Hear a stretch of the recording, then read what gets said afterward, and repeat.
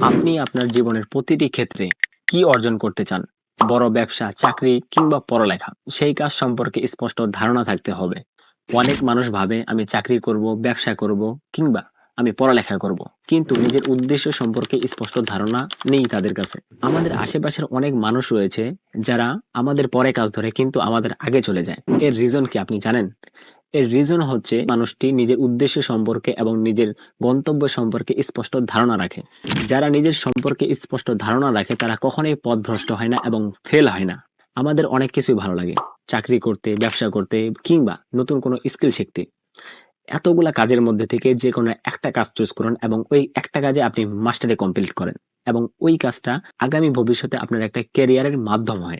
দুই নৌকায় পা না দিয়ে এক নৌকায় দুইটা পা দিয়ে নিজের গন্তব্যে পৌঁছানোই হচ্ছে উত্তম কাজ। আপনার কাজ সম্পর্কে স্পষ্ট ধারণা নিয়ে সেই কাজের মোকাবেলা করেন এবং প্রত্যেকটা কাজ সম্পাদনের পেছনে আপনি লড়াই করেন।